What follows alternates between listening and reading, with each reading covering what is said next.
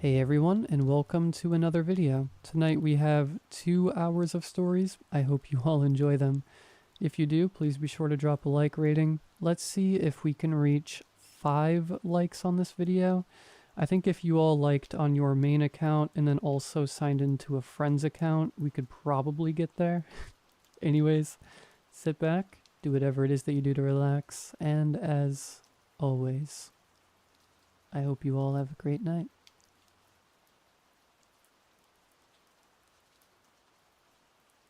I lived in a house with an extremely long, winding driveway. We grew up surrounded by the woods, and when it got late on summer evenings, and the sun finally set after busy days of playing with my neighborhood friends, the darkness swallowed up our little plot of land, and it seemed like there was no end to that sea of trees around us, like it extended into ink in every direction. Naturally, I was terrified of those dark woods for reasons I couldn't explain. So as I got older, doing outdoor chores at night got harder and harder. Sometimes I'd have to take furniture off of the porch right before a big storm was approaching, or else it'd be blown away. Sometimes I'd just have to take the trash to the curb. I ended up being assigned to that job out of all of my 4 brothers. I don't know why my mom picked me, but I assume it was because I was always the most cautious one of the 5 Swanson kids. The first time I had to take the trash to the curb at night, I begged my dad to go with me out of fear. I kept doing it, so eventually we just got into the habit of doing it together. He didn't seem to mind too much anyway. That is, until the night it happened. The sunset was beautiful that night. The fireflies danced under swirls of purple and orange.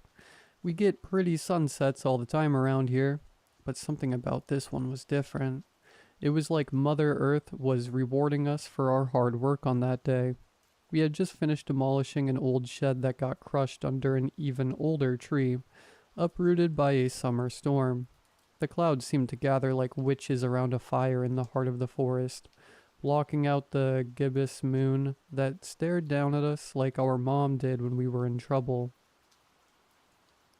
Thanks to the cloud coverage, it was so dark that we could barely see our feet in front of us as we were walking that familiar path down the barely paved drive.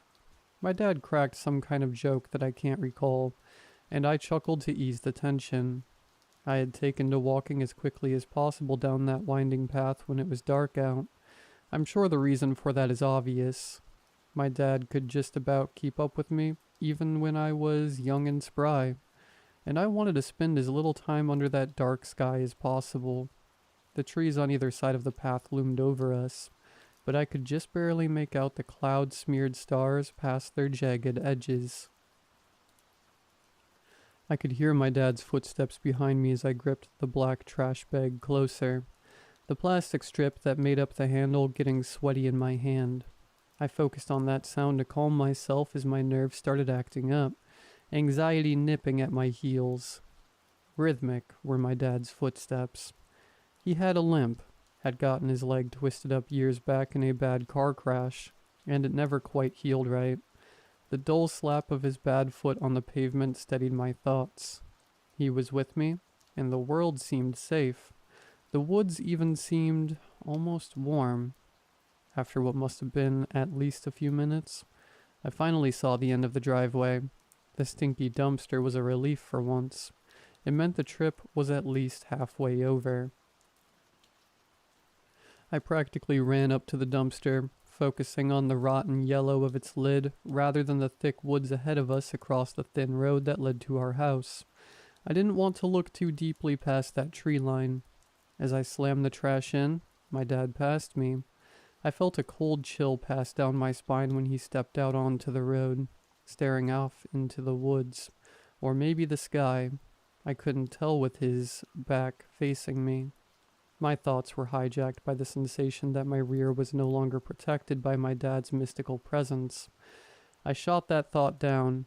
He wouldn't be able to protect me anyway, if there were really something wrong. Weird night tonight, huh, kiddo? My dad's rough voice came. I stifled an audible intake of air, not expecting him to say anything. He was a man of few words. I didn't know what he meant either, and I was already uneasy. Huh? Not really, I replied. It was just an average night, right? What was weird about it? I shut the lid to emphasize my point. I didn't want to seem rude, but I was done being here out so far away from the house, whose light was now a dim glimmer through the trees. As the path back curved sharply in at least 2 spots, I turned away and took a step or two, ready to head back as quickly as possible. Are you afraid? I stopped dead in my tracks. My heart stopped too. Everything stood still for a second. I couldn't even begin to formulate a reply. My breath caught in my frozen lungs. That was not my dad's voice. It felt like an eternity before I was able to even move an inch. Every fiber of my body wanting to flee. My only sanctuary was somehow wrong, and I didn't know why. I forced my feet to turn themselves around. Maybe my dad was just putting on a scary voice to prank me. He did that sometimes, knowing how cautious I was. Maybe he had gotten a frog in his throat. My mind clung to these fragile hopes as I looked back over my shoulder at him, hoping to gain some kind of information, or at least find out if he was okay or not. My dad was standing in the middle of the road with his back facing me. Dad, what's going on? I asked in a tiny, frail tone. My voice cracked sharply, almost quivering in dread. He gave no response. Then he slowly turned around, painfully slow, with inhuman, almost robotic movements, one foot after the other, one arm swiveling to face me, as if it were detached from his torso. His legs swiveled next, each part turning one after the other. His torso followed until finally his body fully faced me. Except for his head. His head was still backward. And then, that started to turn too. I shrank backward in horror beyond my control, my brain lit up with fear chemicals, my nerves suddenly blazing with a primal fear response. Everything about this was wrong, and I had to get away. Get away. Anywhere but here. I stood there, pissing my jorts in terror. For a good solid second further, he turned his head halfway before I bolted, and I'll regret that second before I started running for my whole life ahead of me, because I saw just a tiny bit of his face. Its face. It wasn't him. If you haven't gathered that already, I don't know what it was, but it wasn't him. My breath burned my lungs as I frantically scrambled back up the driveway, my vision going blurry. The clouds parted overhead, lighting my way back as my flip-flops slapped hard on the pavement. The gibbous moon trained its eyes on me from its seat in the ink-black sky, drinking in my fear. Behind me I heard something. Crunching, thumping, footsteps that didn't belong to my dad, plodding after me like a brown bear, too heavy, too disordered. No limp either. I remember running further on that night than my body wanted to, my legs nearly buckling out from under me. Adrenaline took over as I followed the black serpent of the driveway. My thoughts were a blur, panic thrumming through my veins. Every second half expecting to feel a cold, clammy hand finally gripping my shoulder. But the hand never stole my soul away from my flesh. I pounded up the stairs, threw open the front door, slammed it shut with all my strength, and locked it as quickly as my shaking, sweaty fingers would allow. With my back pressed against the wall, I slid down and wrapped my arms around my knees.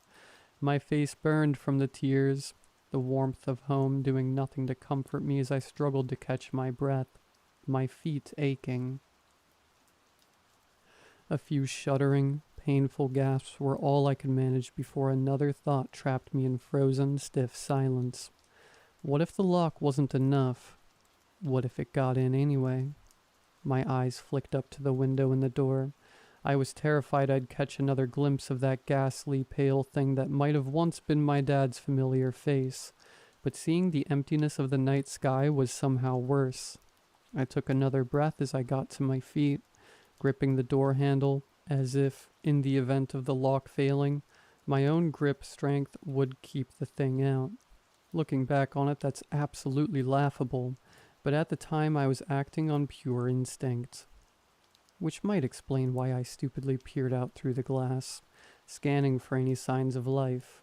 I strained my eyes, trying in vain to see anything past the tree line. Even with the clouds parted, the woods held on to their secrets with a tight grip. After a minute or two, finally something changed. The dim light couldn't hide the trees shaking, the leaves parting, and something... I heard a scream. I leapt out of my skin. An outstretched fist connected with something meaty. My brother, Eric, materialized out of thin air, the door behind him ever so slightly ajar. "What the..." he complained, rubbing his cheek. I cussed him out, my panic and rage overflowing, my head shaking from how hard I was spitting insults at him. After several minutes of back and forth arguing, I finally calmed down enough to explain the situation to him. I'm sure it made absolutely no sense whatsoever. When I finished, he just gave me a weird look, like I had grown a horn on my forehead. "Dude, are you okay? Have you been taking your meds?" he asked quietly, shifting his position in discomfort. Something about his body language said, "Are you high?" This only pissed me off further. "You either need to believe me or get out of here right now," I shouted enraged. "Make yourself useful and go tell Mom to call the cops. There's something out there, something bad."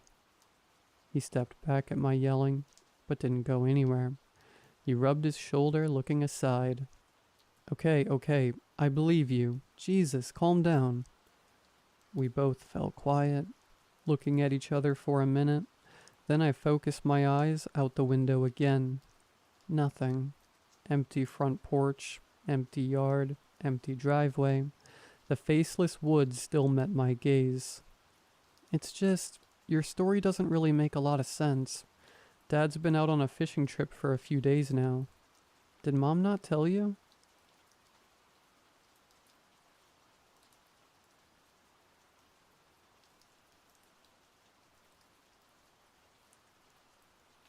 I've always had a very odd relationship with my imagination.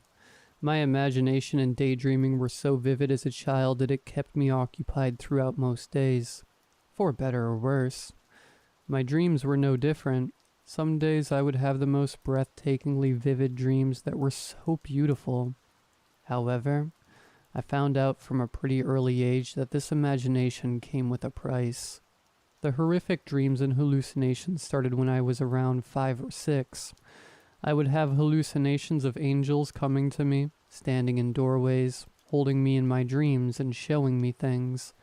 Now, being raised in a religious household, you would think that I found this comforting, but they always terrified me. The angels that I would see had no faces, and when I met them in my dreams, their embrace was freezing to the touch. There was no comfort I found in them, and to be honest, this is probably one of the reasons I fell out of religion so early on in my childhood. I can't exactly remember all of the things that they showed me in my dreams. I know they weren't all scary or bad, but it was always unsettling at the least.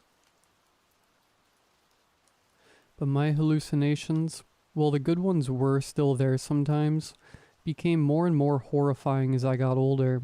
Sometimes when I'd wake up from a terrible dream, me being an elementary-aged kid would of course call for my parents, and one of my parents would come.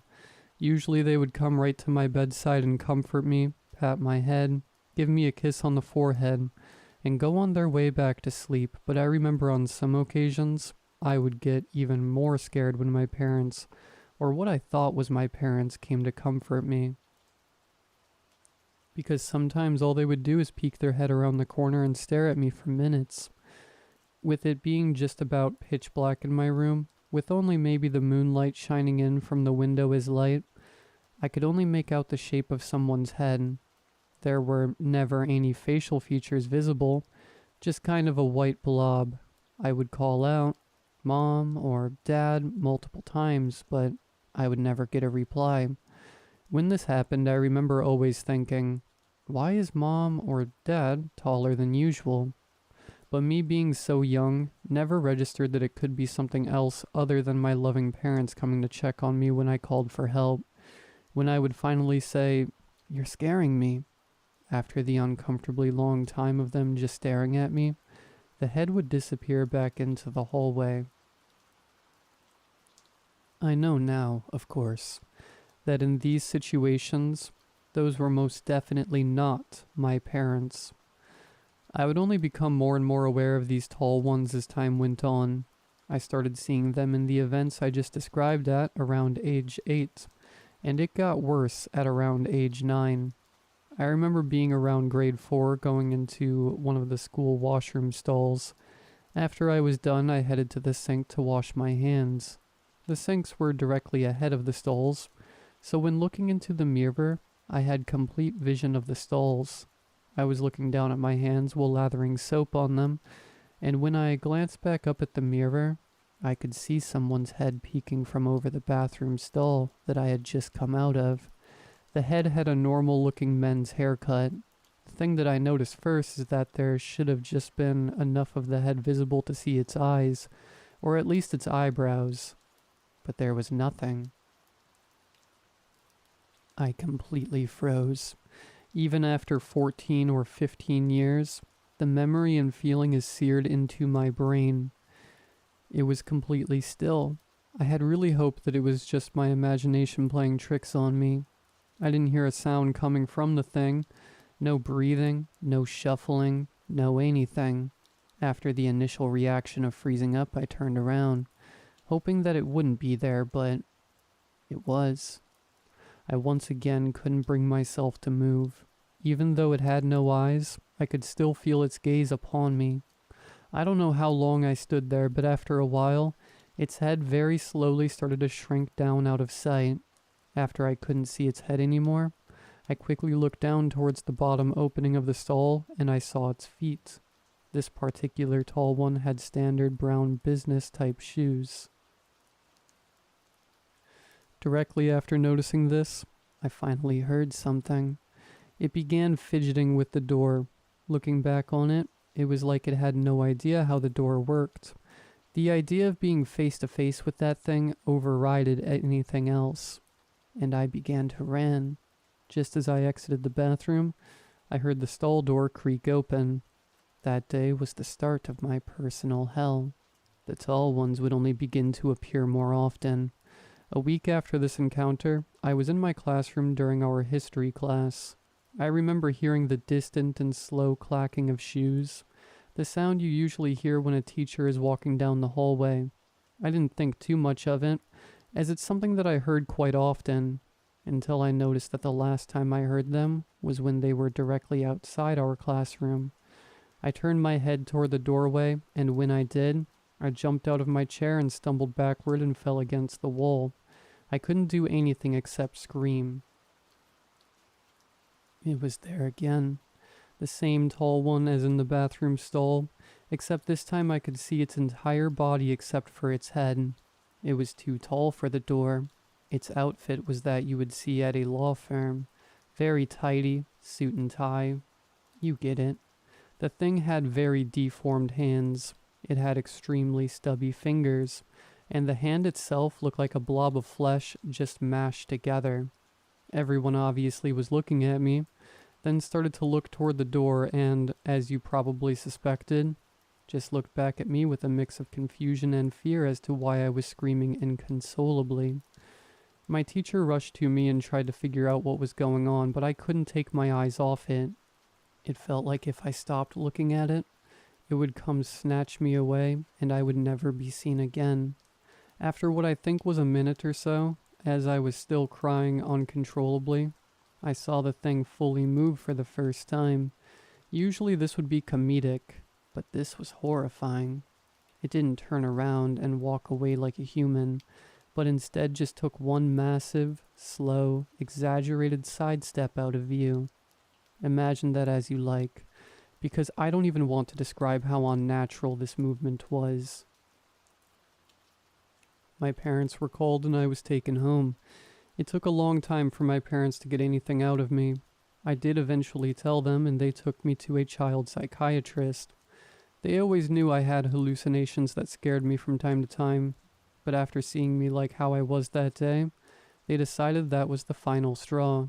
The psychiatrist took it as an overactive imagination and told my parents that hallucinations during childhood are not that unusual and that they would eventually subside.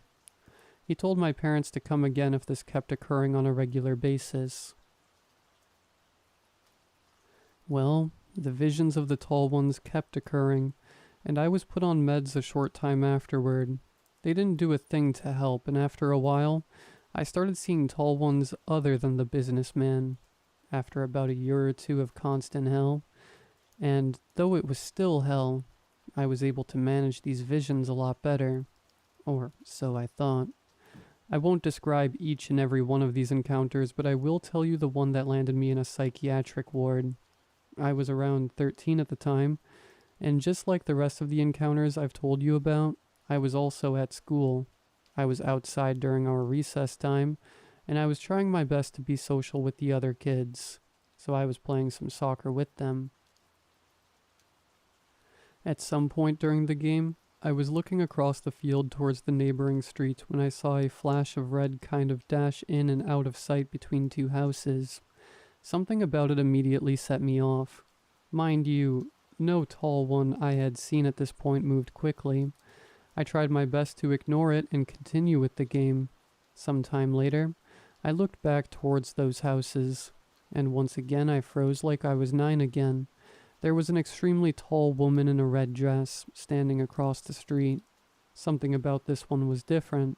It was extremely tall, maybe around 10 feet. I tried my best to do the calming exercises that I had learned, trying my best not to lose it. I brought myself to look at it again, and it started to make those slow, exaggerated strides toward me that I had become accustomed to seeing. Then, without warning, it started running. This was the most scared I've been in my entire life. This was something new that I couldn't deal with. The way it ran was like it was dislocating every bone in its legs. I couldn't even describe it. I screamed and I ran as fast as I could. I ran inside the school and tried to find anyone that could help me. I have no idea why, but I couldn't find anyone inside the school. It was like everyone had disappeared. I heard the door that I entered the school with slam open. Loud, pounding, fast footsteps followed. I knew that it was the tall one. I also heard, for the first time, a noise come from the thing itself. It was an unbelievably loud, muffled scream, as if someone was screaming into a pillow. Except, it didn't sound human at all. Something about that noise made me give up. It filled me with such an unimaginable sense of dread that I just stopped running. I heard the sound of the pounding footsteps get closer. I gave myself the mercy of not looking at it before it caught up to me. I basically had accepted my death at that point. The next thing I remember is waking up in the hospital. According to the police, I was in complete hysterics. I lashed out at everyone who would come close to me trying to calm me down. When I told them what happened, I learned that I had never actually gone inside the school. It all happened outside in the field. I also had lacerations on the back of my right arm and back. Though no one is quite sure where they came from, they assume that I somehow did it to myself during whatever happened. To make a long story short, I stayed in the psych ward for quite a few months. But funnily enough, the visions of the tall ones completely went away after that. But I could never shake the feeling that maybe something could have been real about them. I am writing this now because 10 years later, I was in a bathroom stall again at work yesterday. I went to go escape from my duties for a while to just go on my phone when I heard the bathroom door creak open, and those familiar slow, clacking footsteps made my entire body go cold.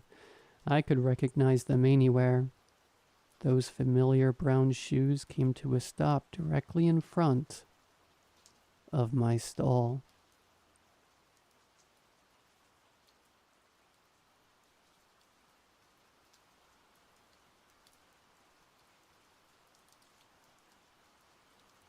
I'm a witch.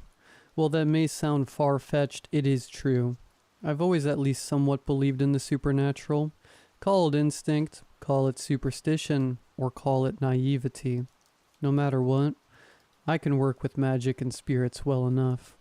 I live in Colorado near the mountains. Well, we all know that the Appalachian Mountains are scary. Most people don't realize the horror of their younger cousins. They are young, and they lack any of the ancient life of their elders, but their horrors are far less known. But I'm getting sidetracked. Let's get into the meat of the story. I woke up at about 6 in the morning on a Saturday when this began.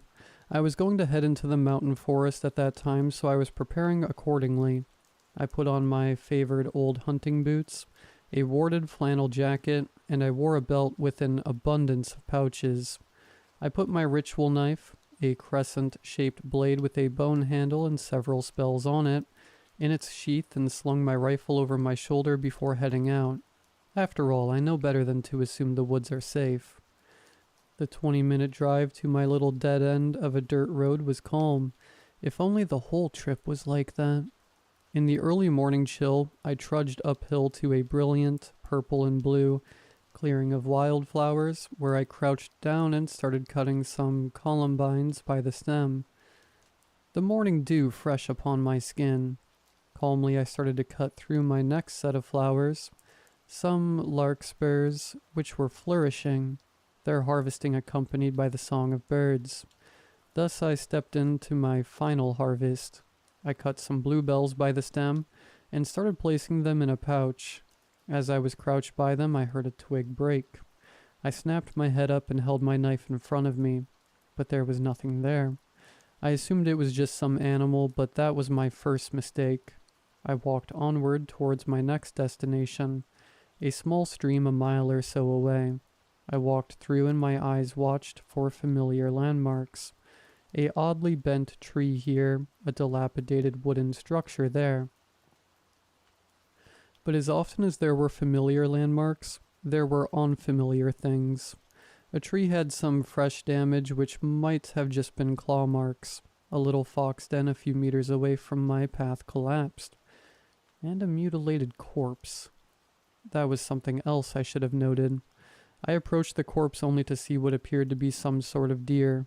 I've never really been disturbed by death or gore, so I felt it would be worth it to take this animal corpse, which had clearly fallen upon a trap, or got a stray buckshot striking it or something.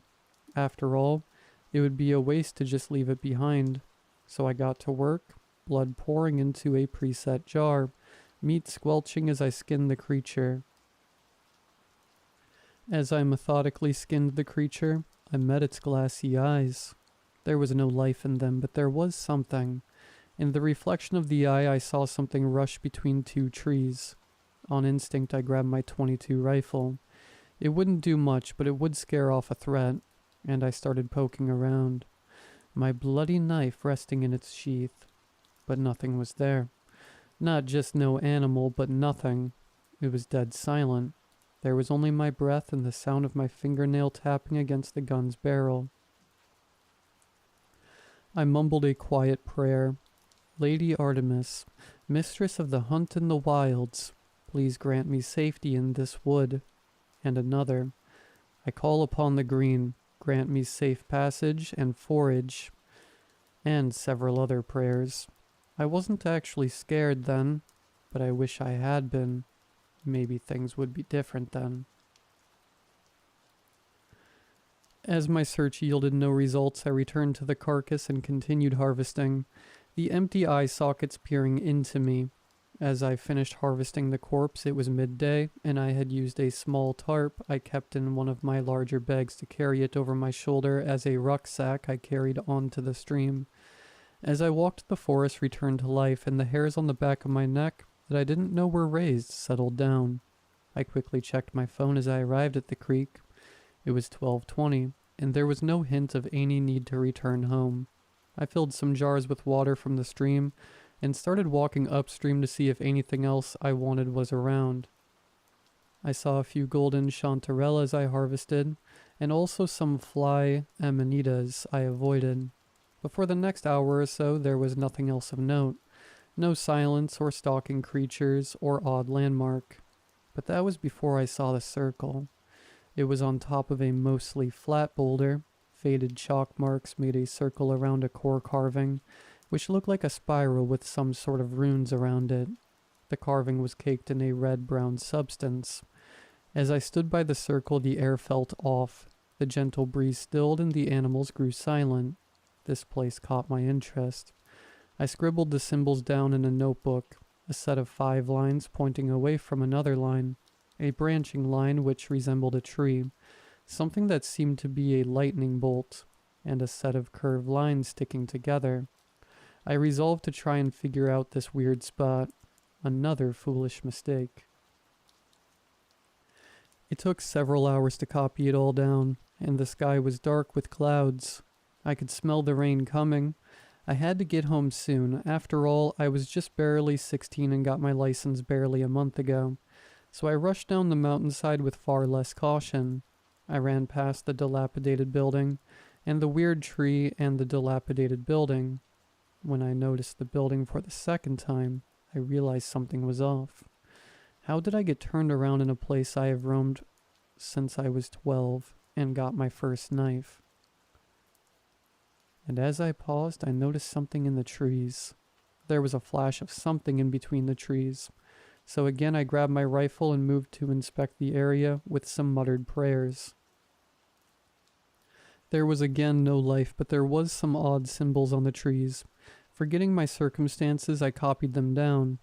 But I then remembered my circumstances and slashed through the symbols with my enchanted ritual knife. Then I turned and continued hurrying downhill. Now I got through the flowers and reached my car, a beat-up little pickup truck.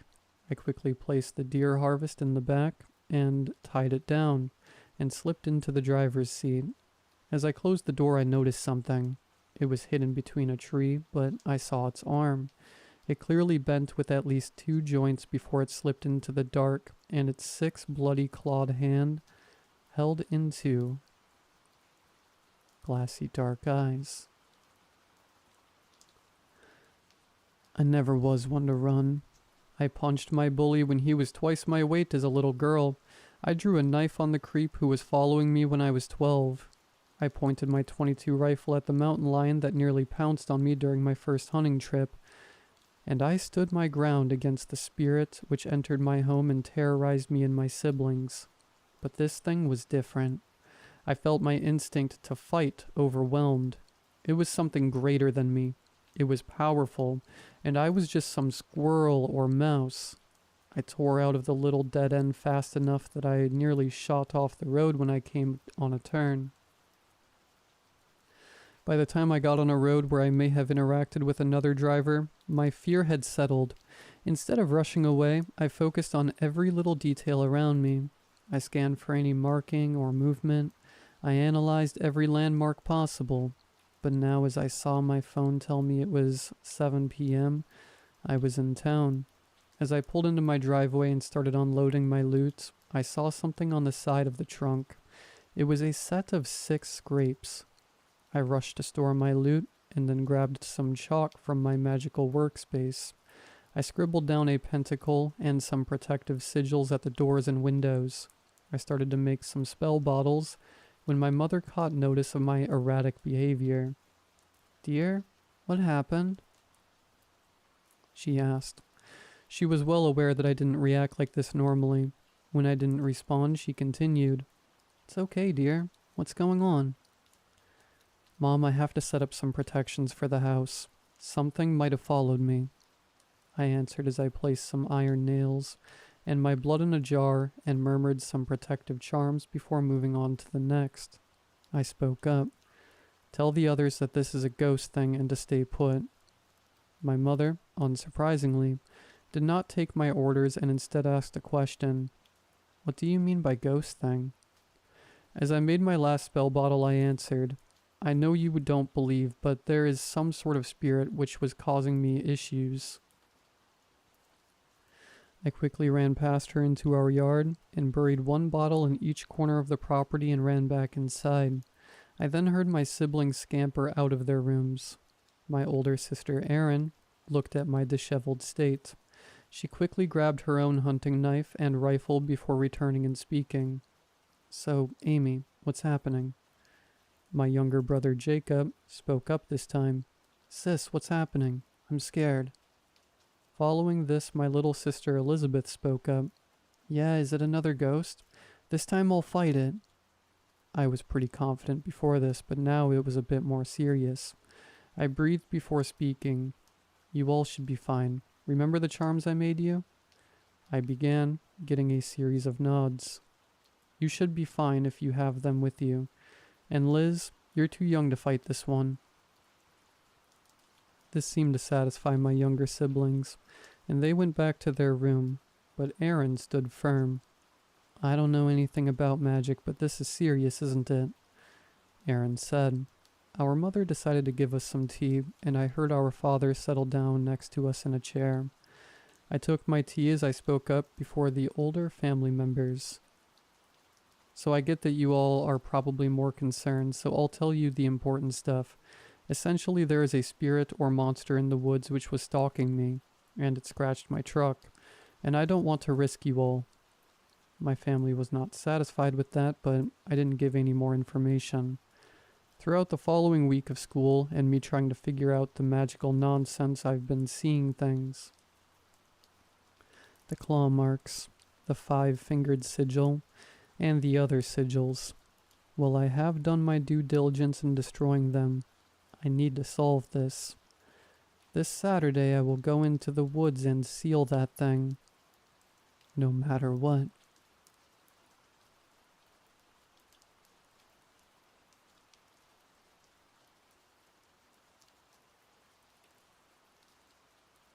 It started as a prank. 3 friends and I were hanging out one night, bored and restless, when someone brought up an old urban legend. A game where you could see your final 5 seconds. The legend said if you closed your eyes at exactly midnight, held your breath and counted to 5, you'd get a flash of your last 5 seconds alive. Just 5 seconds. A small glimpse into your end. None of us believed it, but then midnight hit. We decided to try it for a laugh.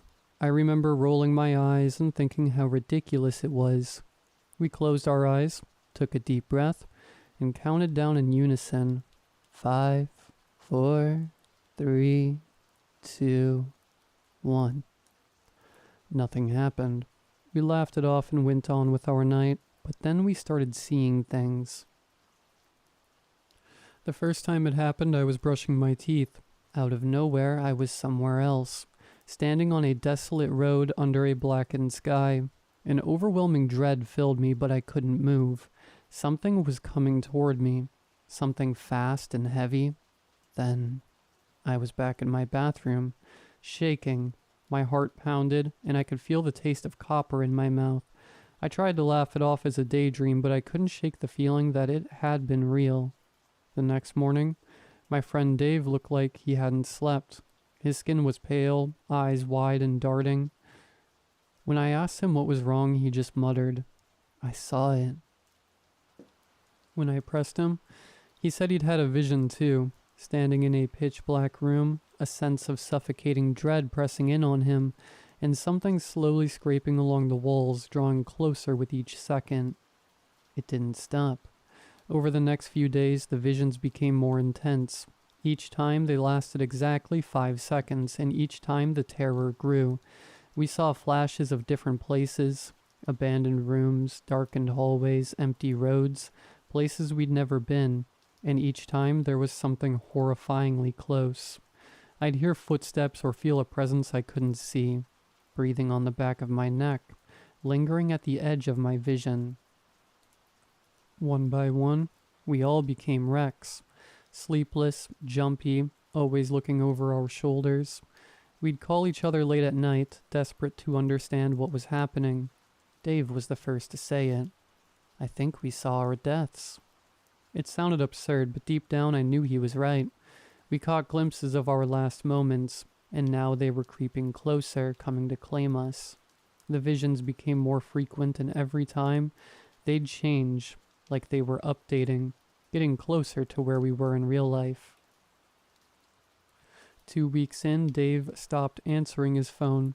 I went to his place to check on him, and his roommate said he hadn't come home the night before. They found him 2 days later, his car abandoned on a lonely road, the exact spot I'd seen in my first vision. His cause of death? A hit and run, on an empty stretch with no witnesses. One by one, my friends vanished after that. Each of them was found in a place that had appeared in their visions. They'd seen it coming just as I had, and they couldn't stop it. They couldn't run from their final 5 seconds. Now I'm the last one left. Every night the visions come stronger, clearer. I know exactly where it's going to happen. A place I've never been, but a place I feel drawn to every time I close my eyes, and I can't fight the pull. Every night the urge to go there grows stronger, and I know that one day soon I won't be able to resist. So, if you ever hear about the game where you can see your last 5 seconds, I beg you don't play it. Those 5 seconds aren't a warning. They're a promise, and when you've seen them, they'll come for you. Because in the end, you can't outrun what's already written.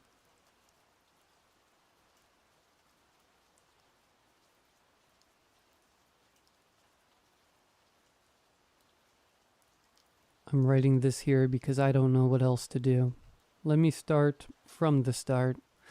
I lived with my 2 roommates, Carmen and James, in a typical apartment off campus. The 3 of us shared a fridge, and space was pretty tight, but we'd worked out as a good system to avoid disagreements, ensuring that each of us had our own shelf, and anything in other areas of the fridge was labeled. Carmen and James had been living in the apartment for a semester prior to me moving in, and while I was worried initially that the 2 of them might be cliquey, they were very welcoming. Both of them were straight-talking and adult without being rude or blunt, which was so refreshing after my experiences with some terrible roommates in places I'd lived before. Everything was going smoothly. No moldy food, leftovers kept on our personal shelves, and boundaries respected. That was until the morning I opened the fridge, bleary-eyed and looking for coffee creamer, and found a weird jar on my shelf. What looked like gnarled roots were suspended in cloudy liquid that swirled as I examined the jar in my hand. The jar was old-fashioned, sealed with a 2-part canning lid that seemed stuck tight. I'd never seen Carmen or James have anything like that in the fridge before, and in my mind, I groped around for rationale as to how this could have showed up. As I struggled to open the lid, it finally loosened, not with the fresh pop of a sterile jar, but with the gritty sensation of corroded metal loosening its grip on rust. This jar looked like it had been there for years. I quickly screwed it shut again, not wanting to experience the smell of what was inside. My fingers ran over something that felt like paper on the bottom of the jar. I checked that the lid was on tight before turning over the jar. There, on the base, was a dog-eared label with words written in old-fashioned cursive. To bind. Did either of you buy this? I asked Carmen and James, but they both said no, barely paying attention. If someone's messing with me, just stop. It's not funny. I told them both, but neither of them took responsibility. It was too early to argue, so I shrugged and threw the whole jar in the trash. The next week, nothing else weird happened, and I started to forget about the jar that had just showed up in the fridge. That was until the morning that James yelled my name from across the house. "Emma?" he shouted, and I immediately jumped up and headed downstairs to see what the matter was. It wasn't like him to randomly yell for me, and I could tell by his tone that something was wrong. James was stood by the fridge, his face twisted into an expression of disgust. "Emma, what is this?" he shouted as he opened the door. I jumped back as he revealed the fridge was crawling with maggots. Their pale, segmented bodies were pulsing in sick rhythm as they wiggled up the inside walls of the fridge, each one swollen with a glistening sheen. In the center of the fridge was a mass of maggots and writhing clusters, and I realized with horror that they were concentrated around my box of leftover pizza, the pizza I'd ordered just the night before. Emma, answer me. What is this? I was frozen with disgust, and my voice sounded stuttery and weak. I don't know, James. This has nothing to do with me, I swear. Then why are they coming from your pizza box? I recoiled as James grabbed my box of pizza, seemingly so full of anger and adrenaline that he didn't care about the maggots crawling all over it, which scattered to the floor around our feet. The air puffed with spores that made me cough as he opened the lid, the once cheesy slices nearly unrecognizable, swollen with mold, shades of green, black, and white, spreading across the surface in fuzzy patches. Some spots seemed slick and slimy. Others looked almost bubbly. Amid the rotting mess, maggots swarmed over each slice, their pale bodies weaving in and out of the gooey, decomposing crust. The air was filled with the dense, sour stench of decay and whispery, wet squelching of their bodies sliding against each other. The sight of the decay inside the box was so shocking that I almost didn't notice the message on the inside of the lid, scrawled in harsh capital letters. Enjoy while it lasts. James tilted the box to look at the message. What does this mean, Emma? I don't know. The pizza was fresh. That message wasn't there last night. So you're saying that me or Carmen must have done this? Why would we want to nuke our own fridge with maggots? No, that's not what I'm saying. This is messed up. James' eyes were full of hard rage that I hadn't seen before, and I was almost as scared of him as I was of the maggots. I don't even want to hear how this happened. It's your mess, clean it up, and you need to replace all of our food that's been ruined by this. This is unbelievable, Emma. I really thought we could trust you. He threw the pizza box on the counter and stormed from the room. I cleaned it all up, filling up trash bags while crying with frustration and fear. I was so confused. There had been no hint of any decay when I'd eaten the pizza last night, and I'd simply thrown the leftovers in the fridge thinking I'd eat them later today. I didn't have the money to buy an entire fridge's worth of food for 3 people, and I was sick with worry that my living situation was descending into the same mess of hostility that I'd experienced before. I spent about an hour on my knees in my rubber gloves, scooping up handfuls of maggots and dumping them in boiling water to kill them, then scrubbing the fridge with bleach. Neither James nor Carmen mentioned the incident to me again, although both of them had noticeably cooled towards me. And I spent as much time in my room as I could to avoid any awkward confrontations. Each time I opened the fridge, I braced myself, terrified that something else would appear. And I was right to be afraid, because a few nights later it happened again. I opened the fridge to grab a snack, only to find a plate on my shelf, front and center. On it was a slice of cake sat upright with a candle on the top, as if ready to present it to a birthday girl. But the cake was old-looking, sagging and sunken. It looked kind of familiar, frosting a sickly shade of green, surrounded by hardened crumbs, and speckled with confetti like sprinkles. My stomach dropped as I noticed the letters scrawled across the top in smeared icing. The first few letters of my name. M. It was unmistakably the same cake from my 10th birthday. I remembered that the frosting was a hideous shade of green because my mom had added too much food coloring. How could a slice of it be here, now, almost a decade later? Emma? Carmen's voice cut sharply through my thoughts and I jumped. She was standing in the doorway, arms crossed. I felt like I'd been caught red-handed, guilty of some crime I had no part in, and I tried to use my body to block the cake, but the look in my eyes must have told her that there was something wrong. What now? She asked, walking over to the fridge and peering over my shoulder. Her eyes widened as she spotted the plate, and her mouth curled in disdain. You can't seriously expect us to believe this isn't yours. What? No, I stammered, trying to find the right words, but she cut me off. James told me about the maggots, and now this? A slice of rotten cake with your name on it? Her eyes were cold and sharp with accusation. I don't know what kind of game you're playing, Emma, but it's sick. I swear, Carmen, I didn't put this here. I said, my voice filled with desperation. I have no idea how any of this is happening. She snorted, folding her arms tighter.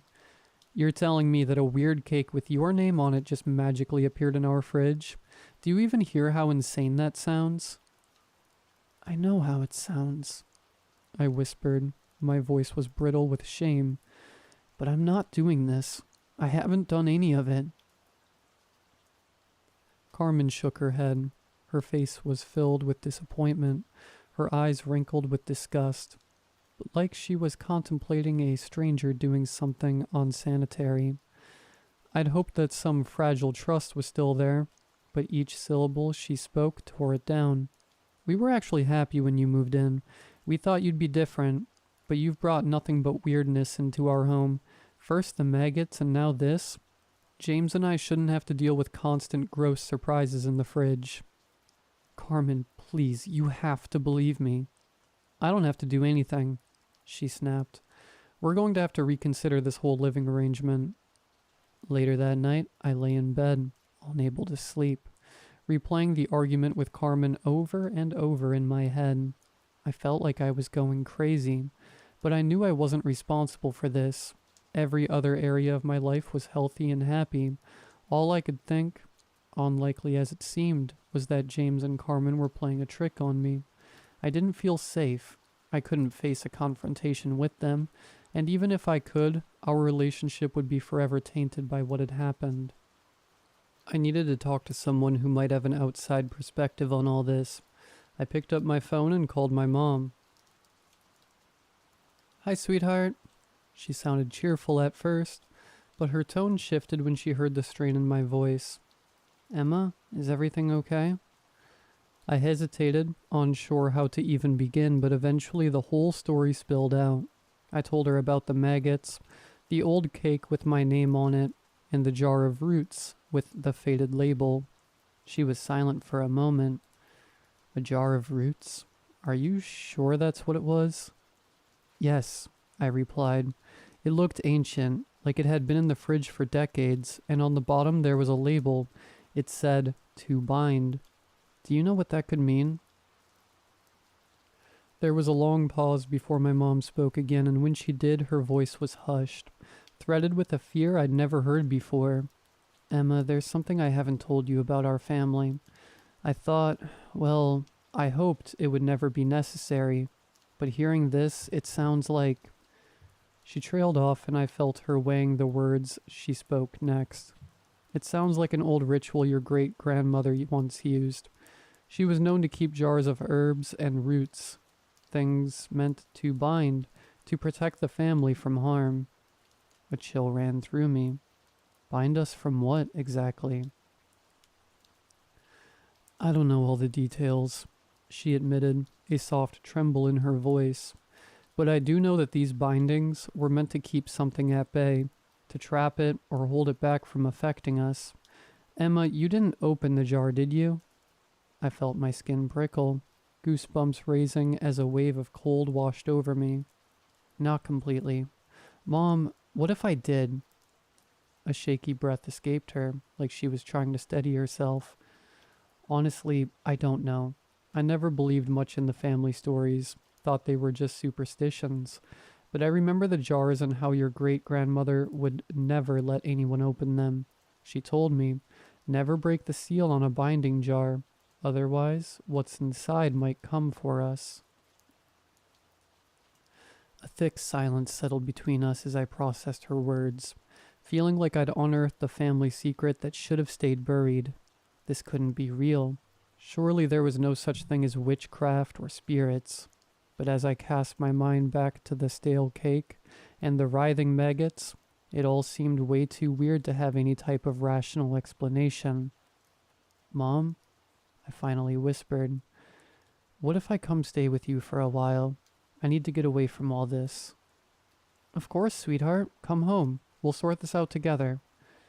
She had the practiced steadiness in her voice of every parent that talks of Santa, tells you that pets go to a farm, or assures you that everything will be all right.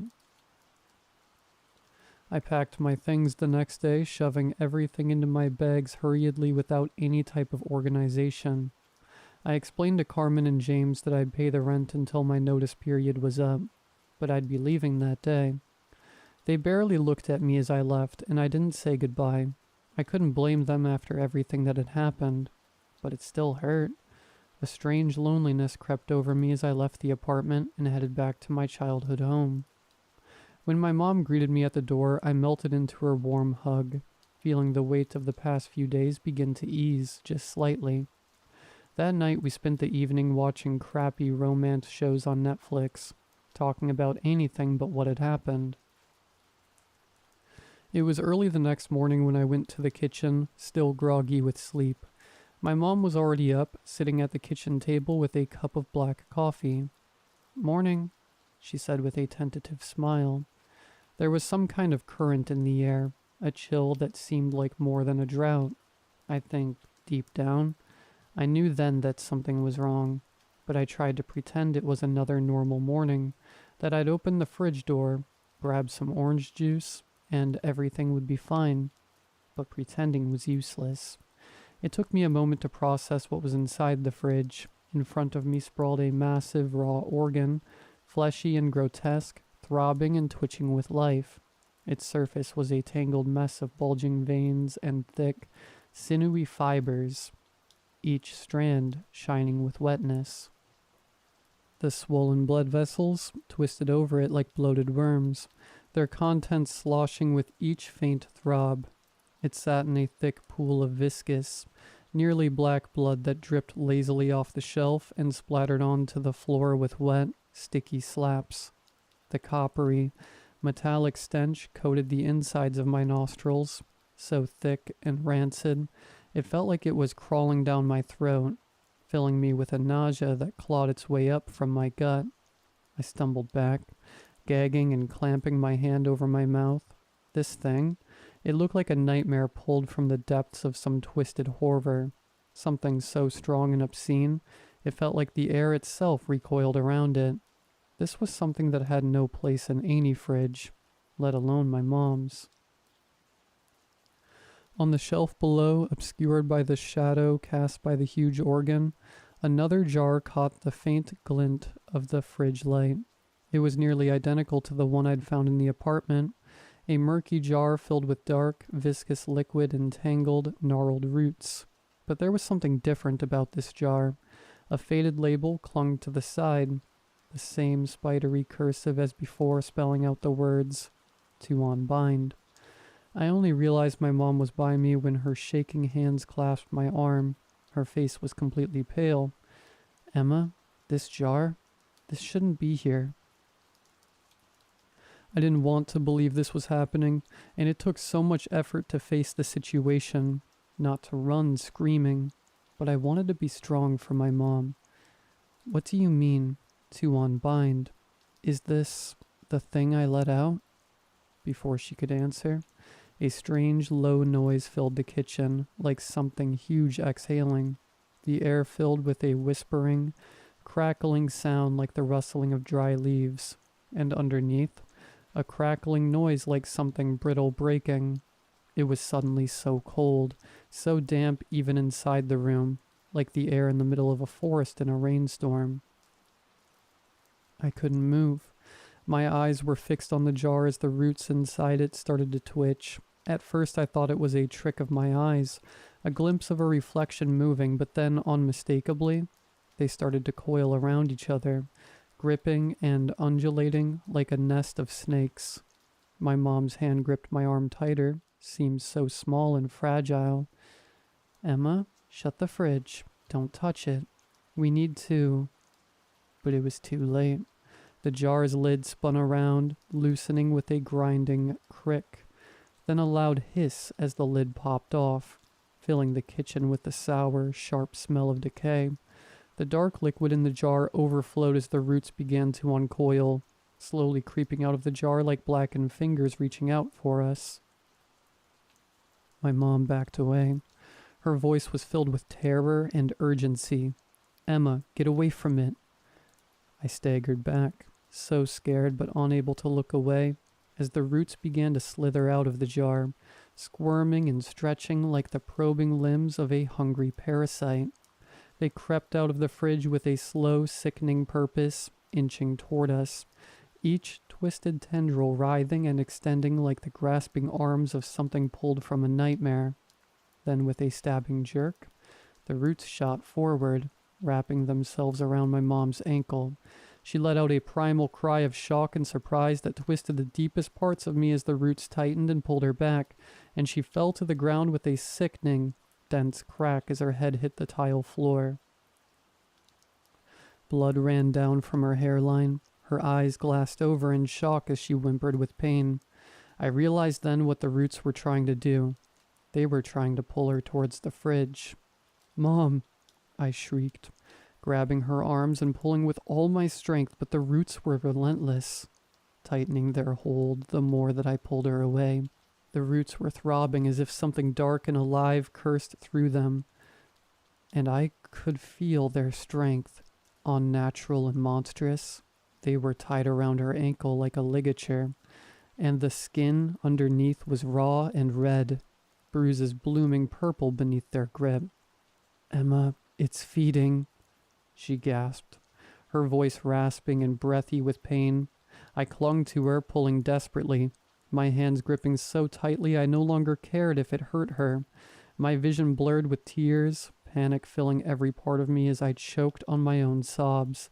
The roots felt stronger with every second, as if they were draining her life, and I knew I couldn't hold out much longer. There at the edge of the kitchen table, I spotted a butter knife. It wasn't much, but it would have to do. Keeping one arm wrapped around her, I reached out with shaking fingers, grabbing the knife and gripping it hard, my fingernails cutting into my palm. With all the strength I had left, I brought it down on the roots, slashing wildly and screaming like I was possessed. The dull blade barely pierced the thick, fibrous surface of the roots, but still I hacked and sawed. My teeth were gritted tight as the knife slipped and skidded against the sinewy mass, tearing jagged gouges in the roots. But despite my ineffective weapon, it seemed like it was working. Every wound gushed with black fluid, and the roots shuddered under the assault. They started twisting violently as if in pain, splattering my face with sticky black droplets, tasting like tar and decay. The roots recoiled from every jagged hack I laid into them, writhing and convulsing, the dark liquid making a mess of glossy smears across the tiles. As they started to loosen, I felt a wave of giddy disbelief wash over me, the same way that prey must feel escaping a predator.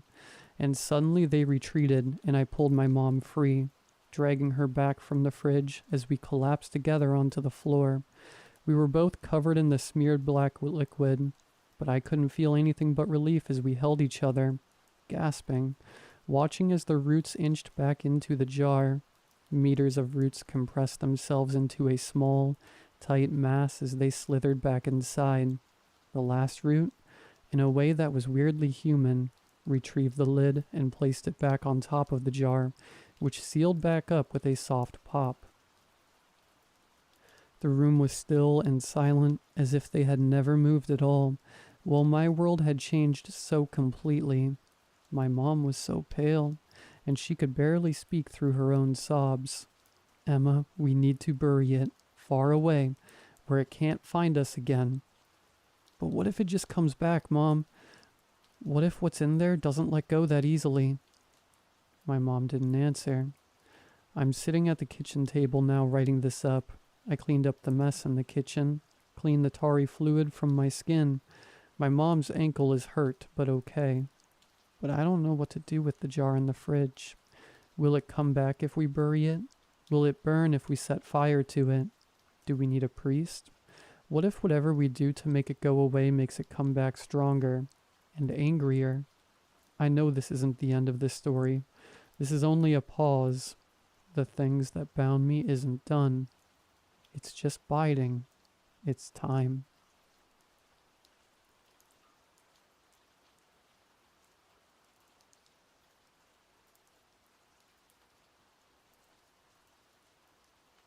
I was helping my mom move house the other day, and I found a small leather journal in the attic. I asked her about it, and she said it belonged to her grandfather, who was an archaeologist. Apparently, he had a few of these from different digs he'd been on, though she had never read that one in particular. She said I could take it home and read it, but warned me that they could be pretty dry. Seems like my great-grandfather wasn't known for his creativity. I took it home that afternoon and forgot about it for a while. I was reminded of it by, strangely enough, a dream. I was sitting in a field on a rock outcropping reading the journal. I remember, in the dream, being overwhelmed by a sense of serenity, like I was floating, like the grass, swaying gently in the breeze, wasn't grass at all but a vast ocean. Anyway, the next day I made sure to set some time aside for reading. It started out normal and was mostly just logistical things, supplies and such, but then about halfway through the entries took a turn. The only way I can describe them is unsettling. I've been trying to convince myself that he just randomly decided to take up creative writing. Gonna write up some of the weirder entries here, hoping that by sharing them, it'll take the edge off a bit. Hopefully we can all laugh at how dumb I'm being. August 24th, 1932. The dig has been nothing short of a disaster. We found nothing and the money is running out. I knew it was a gamble, and it took more than enough convincing from the committee to secure the grant. The books that led me to this location were entirely suspect. A queer leather-bound tome barely held together by ancient bindings. Strange glyphs covered the front and back in its entirety, scrawled things that had been scarred into the leather itself. The text, it could be called such, inside was entirely incomprehensible, much of it similar to the scrawl on the cover. Luckily, or perhaps unluckily, there was a map on one of the pages. It took months to decipher possible locations. It was a risk, a massive one. I just had a feeling, an inexplicable feeling. It wasn't a particularly good feeling, mind you, but it demanded an answer. It was my decades of work at the college that enabled this trip, and it will be my head if it fails. It pains me to think that if this dig turns out a failure, my so far immaculate career will be tarnished, an ugly, writhing blemish on an otherwise perfect legacy. Is it conceited of me to think about such things? Perhaps, but when one's field is history, you can't help but think about how you will be remembered. What will you leave behind? Will anyone know my name in 80 years? I like to hope so. We have 2 weeks of dig time left, and I've little hope. August 27th, 1932. A fight broke out between Moore and Thompson today. The strangest thing. Moore is one of the most sensible men I know. Likes to keep to himself, never causes trouble. But at tonight's meal, he just lunged at Thompson.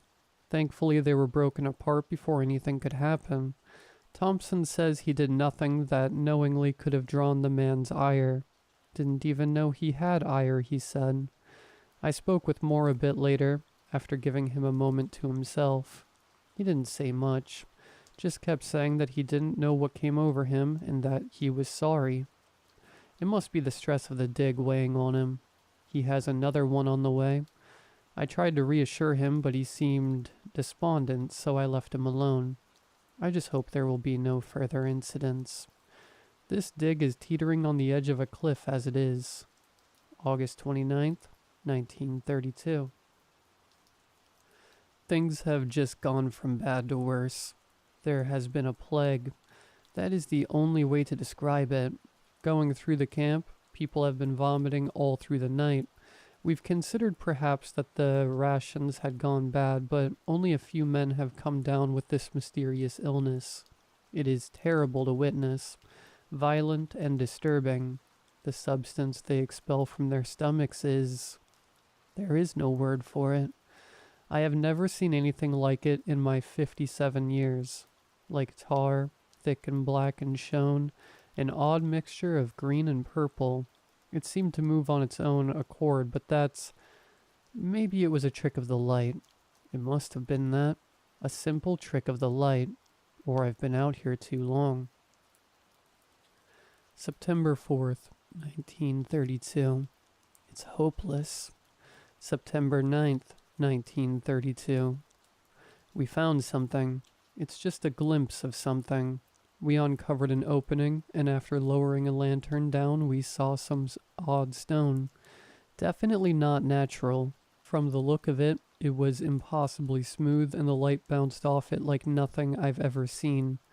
The news has reinvigorated the men, and I couldn't be more relieved of it.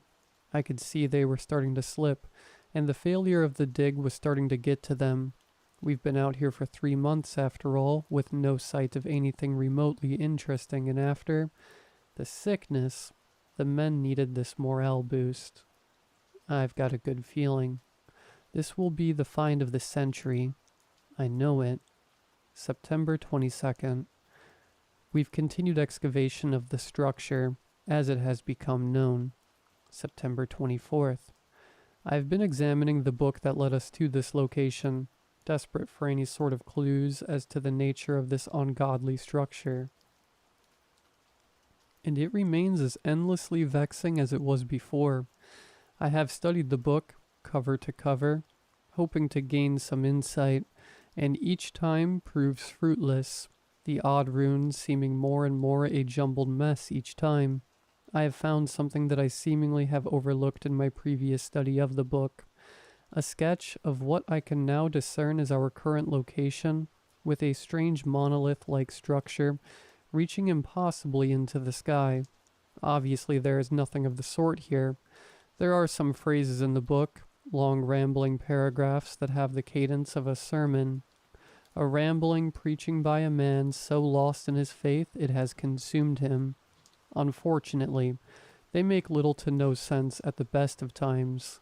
The passage, "And we shall indulge in one another and become the Ouroboros of eternity given flesh," seems to be repeated many times throughout.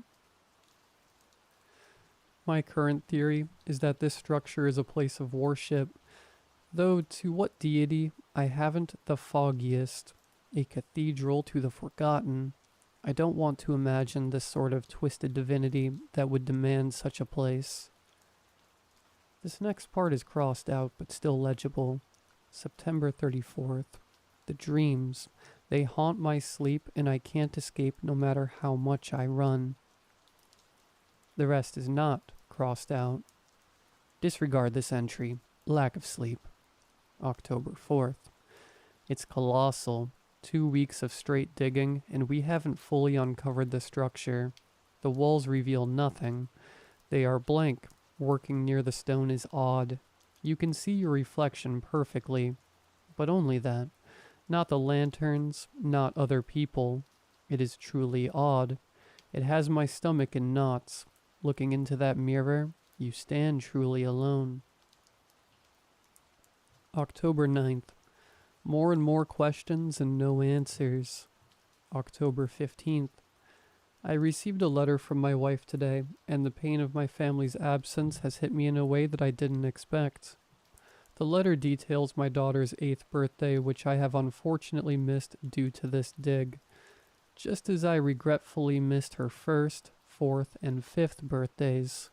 The letter details her delight over my present, a small archaeology set that I put together, complete with brush, and her own hat similar to the one I sport when I go on digs.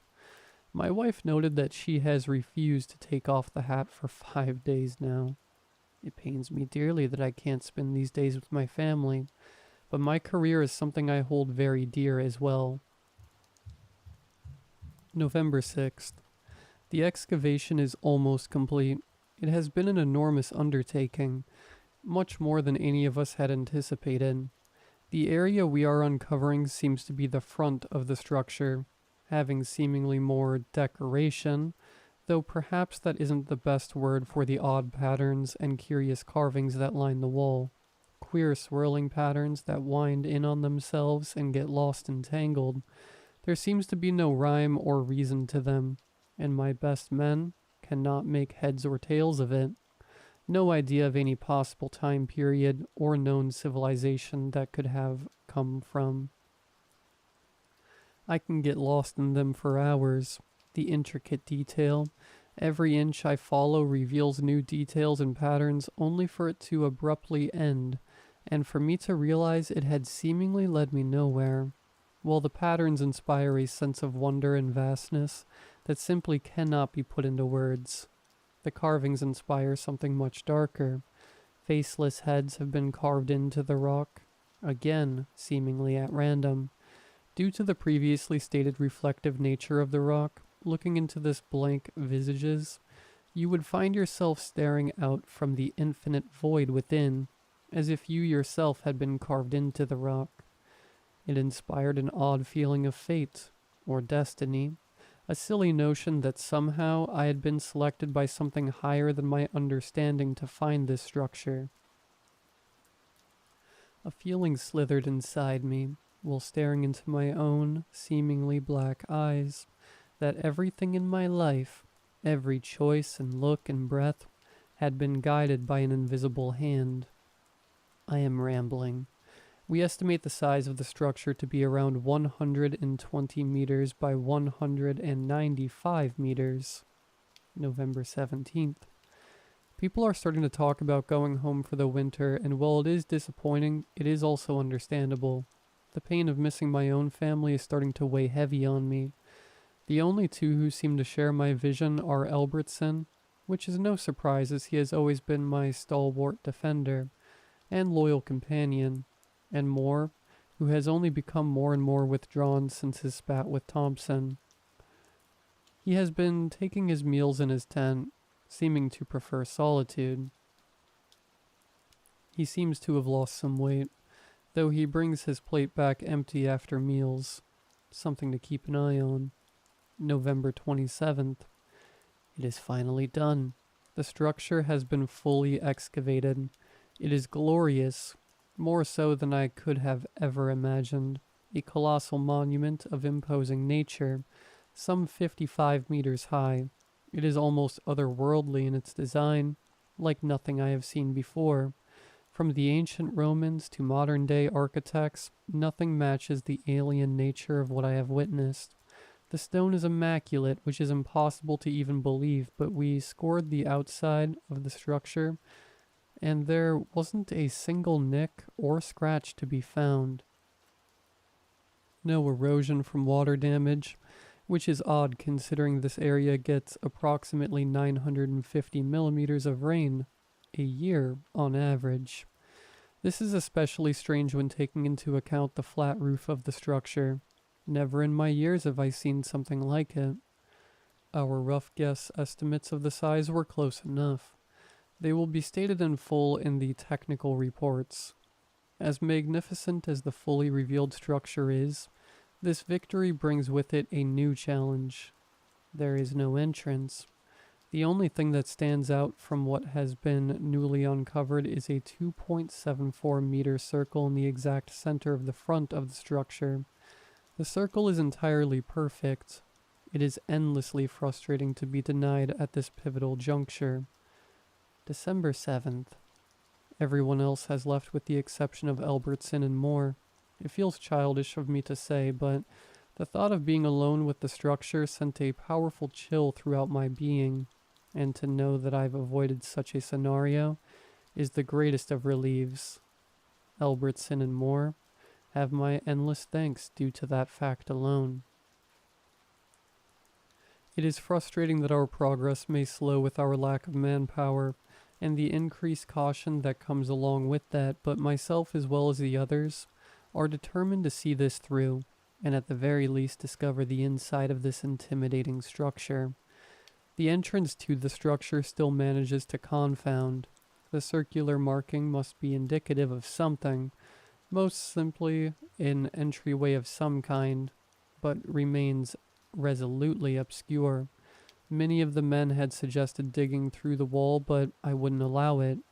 It was something that I had considered briefly, but had discarded as something too drastic at the current moment. Both Albertson and Moore had agreed with me, though Moore's reasoning of it being a great sacrilege stood stark in my mind and had taken root in an uncomfortable way. I will continue to consult the tome to see if I can glean some insight on this issue. Perhaps some primitive mechanism holds the door closed. I remain hopeful. It simply must open. December 11th. A curious phenomena seems to be occurring that I have no logical explanation for. While my expertise lies solely in the fields of archaeology and history, the stars have always been a subject of interest for me. The mystery and majesty of the night sky while on a dig, illuminated in splashes of bright color, is truly a unique sight. It gives a sense of scale like nothing else can. It touches the same sense of wonder that a new find does. While archaeology seeks to explore things lost in the past, the stars are the future. In trying to grasp the possible discoveries of some unfathomable, far-flung future humans is enough to keep one occupied for an eternity. That is all to say that I have a casual familiarity with the night sky, constellations and such, and I am certain there are stars missing, glaring voids where those pinpricks of light should be. I have consulted with Albertson and he agrees with me, though pointed out that some form of light pollution or other natural phenomena could be the cause.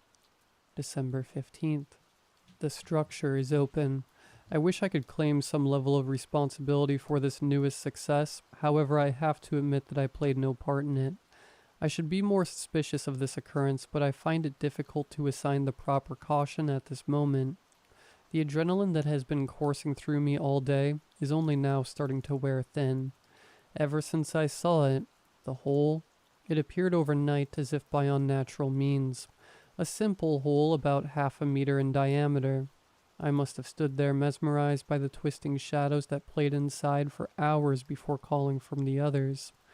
We debated for a long time on whether or not it was safe to enter, more vehemently insisting that he had to go inside, while Albertson preached caution. Eventually, something pulled me forwards, and without a thought otherwise, I climbed inside the hole, the sound of Albertson's protests fading behind me. It was a tight fit, and the walls were much thicker than we ever would have thought, and it took a good amount of shimmying to force my way through. Just when I thought my sense of claustrophobia would overwhelm me, I tumbled out into a large room. The first thing I noticed was the stale quality to the air, and the lack of any noticeable airflow, as if the air from outside was being prevented from entering. The floor was much the same as the walls, the same black stone that seemed to drink the light, leaving completely nothingness. It was an eerie sight that gave the impression of floating over an unimaginable void. I called back to the others that it was safe to enter, and to pass me my lantern. After they made their way inside the structure, I pushed forward.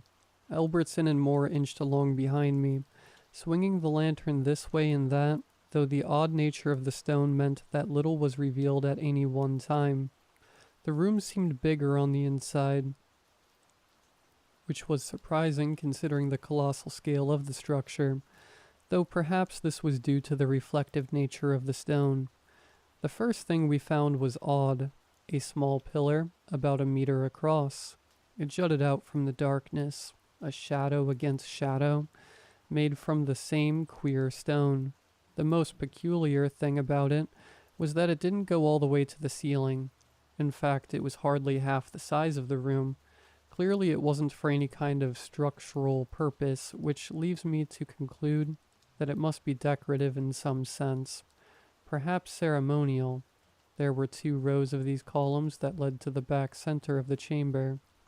The second and last thing we found instilled in me such a profound sense of dread that I fear will remain with me, even into death. I am infinitely grateful for my cautious pace, and Albertson's quick hand, as those factors prevented me from stepping into a large hole in the ground. As I held my lantern out over the hole, only shadows swam up to meet me. I gained an incredible sense of height as I stood at the precipice, as if standing on the edge of a cliff. The fear that struck me at that moment was something that I will remember always. After I had regained some sense of composure, I pulled out a coin from my pocket and tossed it into the hole, hoping to gain some idea of the depth. It never made a sound. December 16th. The three of us have spent the day inspecting the inside of the structure, taking in the majesty and grace of its architecture. We have agreed to the terms that one person must remain outside the structure at all times, as we are still unaware of the mechanism that caused the entrance to open. I find myself entranced and unnerved in equal measure during my time inside the structure and don't like to linger there for too long. Albertson seems to share my mindset. Moore seems completely fascinated with the structure and will spend hours at a time in there. When I am in there, inspecting the walls and pillars for any clues as to the people who built this place, he would simply stand at the hole gazing into it, as if it were a beautiful vista. December 17th. The hole is an utter paradox in that it is mesmerizing and repulsive all at once. I am certain that it leads to that infernal plane that we mortals call hell. It brings to mind the idea of the maw of a great beast, terrifying, endless, hungry, devouring, consuming all. I am reminded, looking at the hole, of something from my childhood, an old abandoned well that my brother and I had found when out exploring the untamed wilderness of our homestead.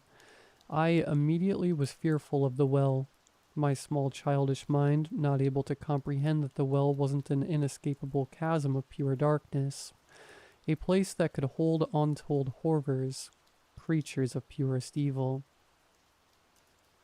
My brother delighted in scaring me with stories of the monster in the well. I only grew out of my fear once I was slightly older and returned to the well with a torch. I lit the torch, tossing it in the well, illuminating the shadowy recesses that haunted my mind. Once I had seen there was nothing there, my fear easily dissipated. Looking at the hole, I'm reminded of the moment I first laid eyes upon that well, and despite the fact that I'm now a grown man, it instills in me the same horrible terror. I told this to Albertson, and while I punctuated my tale with a small chuckle to try and relieve the tension of it, the uneasy look on his face told me I had failed. He suggested we throw one of the spare lanterns down the hole. Whether he thought that we would find nothing, or a horrific nightmare in the illumination, I wasn't sure. I dropped my lantern into the hole what seems like days ago. I can still see the pinprick of light, as if a single star in an empty night sky. December 8th. I woke up to a terrible sound, a ghastly wailing that struck my soul like a violent attack. Rushing out of my tent, I came face to face with a stricken Albertson, a mirror of my equal mixture of confusion and discomfort. The sound was continuous, a horrible sound that I couldn't picture coming from something human. It came from the structure. We shared a look of trepidation before rushing over there. There was a moment of deliberation, both of us unwilling to go first before I pushed myself forward, squeezing my way through the entrance and into the structure. When I emerged on the other side, what I found scarred my mind in a way I couldn't have imagined. The noise was coming from Moore, a deep, unsettling moaning that echoed off the walls to create a cacophony of sound, hundreds of voices joining his to create a terrible dirge, a solemn hymn to that terrible place. The song was deafening, as if all the souls of the damned were screaming out to me, pleading. Moore was kneeling before the hole, the arms held aloft as if in great exultation. His face, lit by the harsh light of his lantern that rested by his knees, was a paradox of light and dark, frozen in a twisted mockery of jubilation. For a moment, as my eyes adjusted to the intense darkness, I could have sworn I saw a sea of robed figures standing in the room. I rushed over to him and shook him desperately, wanting nothing more than for that terrible noise to stop. It felt as if the sound was seeping into me, and when it finally stopped, It didn't retreat right away. It stayed with me. The man looked at me, but it felt as if he was seeing me from the bottom of a deep well, the water distorting his vision. I had the momentary thought, however much shame it brings me now, to throw the man into the hole. Anything to stop that sound. Finally, my frustration peaked, and I struck the man across the face. The spell seemed to be broken, and he blinked away from whatever fugue state he was in. Albertson and I helped Moore back to his tent where he collapsed on his cot. December 19th. Moore awoke in the middle of the night raving, his voice a shrill screeching that infected the night. He kept saying that he had to be inside the cathedral and that it was almost time. He spoke of the face of divinity, of eternity, and said that they shall indulge in one another. He preached about a grand city built by majestic beings, an ode to a holy pantheon of things so unimaginably vast that the human mind would shatter under the weight of their grace. He muttered about a dream that lasted an eternity, a gift from something deep in the annals existence, a quiver in the miasma of a newly born universe. He cried out about a vast antediluvian realm, where angelic beings made glorious music, a holy ode to life. He called it the Undercity. When I finally managed to calm the man and return him to his tent, he just kept repeating the words, "It's time." December 20th. As I was watching over Moore's tent in the late afternoon, as the sun dipped behind the hills and the darkness started to infect the sky, I heard a sound. At first I thought it was just the wind, then convinced myself it was simply my mind playing tricks on me. Eventually I had to admit to myself that what I heard had started out as a low groan, had progressed into a bone-chilling wail, filled with a terrible anger. The sound was so excruciating, so all-encompassing, so suffocating, that all I could do was sit in place, staring straight ahead into the dirt and pray to the great Lord above that I would never encounter whatever was making that sound. It sounded as it came to me from across such a vast distance that I couldn't possibly fathom. It felt like it lasted for an eternity. It was as if the sound reached inside of me and dragged some part of me out, into that place, down that hole, lost to the mortal world forever. Eventually the sound died down and I still dare not move. I sat there for what ended up being hours, until the rustling of the Albertsons' tent broke me from my trance. He and I exchanged no words in the wake of what I know we both heard. I retreated to my tent while he took over the watch of Moore's tent. December 21st. What I have witnessed today will forever be scarred into my mind, the hideous consequence of an attack from some unimaginable horror. I awoke to the sound of a terrified scream that invaded my mind like a parasite. Quickly exiting my tent, I came face to face with Albertson. We both wore mirrored expressions of a most solemn dread. In our minds at that moment, we knew without a doubt the sound was coming from Moore, and that he was inside the structure. We both rushed to the entrance of the structure, and after a moment's hesitation, I shared a look of trepidation between myself and my long-trusted companion. I pushed myself through the small passageway that served as the entrance to the structure. Halfway through a paralyzing wave, claustrophobia passed over me, and the terrifying sense that if I passed through the tunnel, I would be irreversibly altered coursed through me. Another horrific howl pieced the fog that had engulfed me, and I pushed myself out into the interior chamber of the structure. The room was lit with the glow of what must have been Moore's lantern, and what I saw cannot truly be described. It seemed to be a mass of flesh, rolling and tumultuous like a stormy sea. It had no eyes, no features that I could discern, and yet as soon as I was aware of it, I knew somehow it was aware of me in kind. The presence of it bore down on me as if 100,000 people suddenly turned to me, and I froze under that intense scrutiny. As an ant looked upon a human being, I looked upon it. It seemed to swell in my vision, grow and grow until it was an impossible size, engulfing everything in sight. It felt as if I lay bare under the gaze of some unknowable deity, some forlorn divinity forgotten to humankind. Before I could be consumed by that unknown, I rushed forward towards more.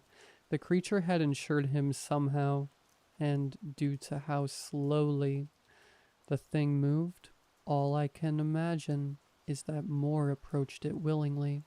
Getting close revealed more hideous details of the thing, and I once again struck with a timeless terror. The creature wasn't made of flesh, but rot. A huge mass of rot, of discard, of mottled leaves and shed insect carapace, of things forgotten, left behind.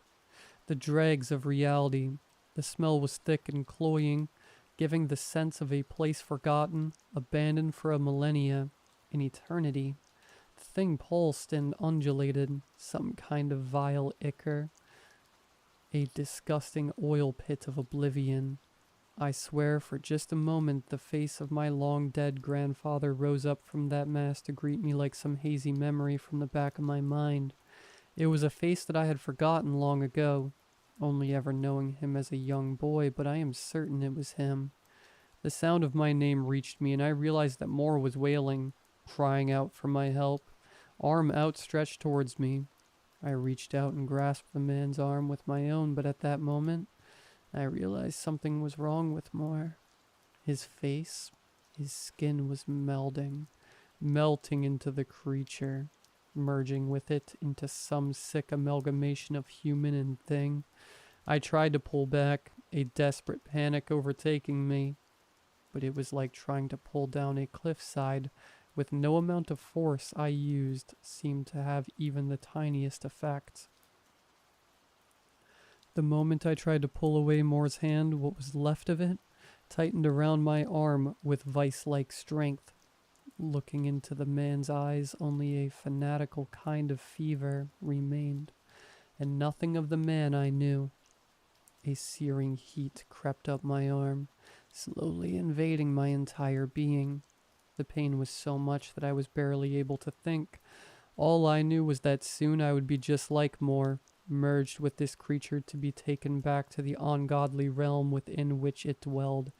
I knew in that moment that death would be preferable, as by merging with that unholy abomination, I would be so far from our Lord that I could never reach his great gates. The next thing I knew, I was on the floor, my arm still writhing with pain, but my senses returned to me. Albertson helped me up and dragged me towards the entrance in my half-delirious state. With his help, I just managed to escape that oppressive tomb, that damnable cathedral, to some unknowable thing from the dark depths of existence. The pain still coiled around my arm, 1,000 needles stabbing into my skin, and as I looked down, I found my arm in the same horrific state that Moore was in. My skin was moving, transformed into that fleshy mass, as if an uncountable amount of slugs raved in orgy at the deity. The one to which I now know the structure was built in honor. Looking to Albertson, the man was wielding a large machete, and while I knew it was the correct course, the only course of action to take, I didn't relish that idea. I must have passed out at some point as I woke up some time later with my arm bandaged, severed from just above the elbow. I am writing this now as I fear that if I wait any longer, I will try to dismiss these events as some feverish nightmare. January 18th. The committee has declared the dig an utter failure and revoked any remaining grants. I am relieved that I never had to return to that wretched place. The committee sent someone back to the site to collect the equipment and claimed to find no evidence of the structure. I am reluctant to return to the site myself to confirm this. The men don't remember the structure. Only Albertson and I, and perhaps more if, as I suspect, he still exists in some form, have any recollection of the events pertaining to the structure. Both myself and Elbertson are content to go along with this story. What we found inside that pit should remain buried, though I suspect it shall not. It will find a way out.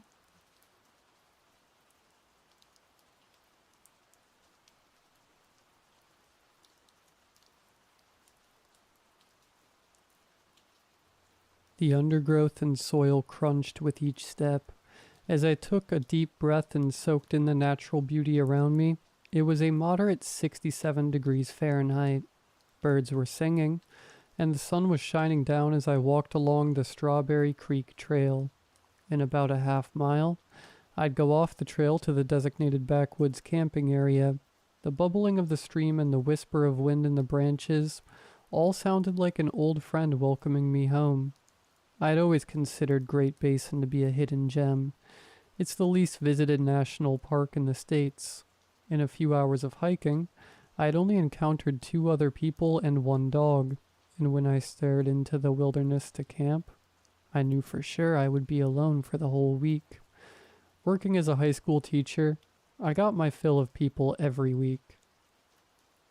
Don't get me wrong, I love my kids, but sometimes between them, my coworkers, supervisors, and angry parents, I could just feel like receding into a shell of jaded mistrust. Coming out here and enjoying the silence and peace of nature always made me feel better. I saw the familiar bend in the trail and started my way off the side and towards Blue Ridge. It was always my favorite spot to set up camp. A beautiful, peaceful meadow right under the shadow of Wheeler Peak.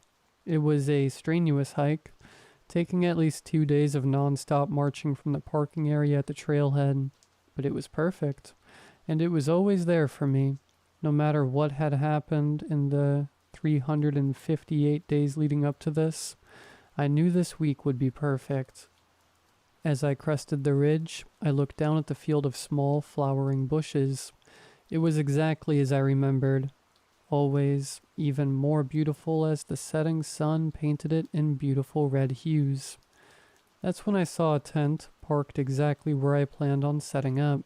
It looked like a small one-person tent, green canvas, with a cold fire pit in front. I felt frustrated, then sad, then frustrated at myself for these immature feelings. It's not like you own the park. You can always find a different spot. I knew that rationally I should not be upset by this, but emotionally, it felt like I had been betrayed by a family member. I sighed and trudged my way down to the field, setting down my pack at a spot about 1,000 feet away. Who knows? Maybe this could be good for you. One person with a shared interest instead of the usual crowd at work. I started making camp, trying my best to stay optimistic as I set up my tent and began to arrange a campfire. The sun had set completely by the time the fire was merrily crackling away. I ate a quick meal, just some canned soup I had brought. I'd be going fishing in the morning, but I always packed enough food just in case. I glanced over at the other tent as I chewed slowly. It was almost invisible in the waning moonlight. I hadn't seen anyone enter or exit the tent for the whole 2 hours I'd been there, and the strangest part was, there was no fire or even the glow of a lantern. It must be on some all-day hike. I tried to rationalize it, but something about the old, weathered tapestry, hung in a sloppy triangle shape, made me uneasy. I was being ridiculous, I knew it. It was probably just a leftover from being bitter about having a neighbor in the first place.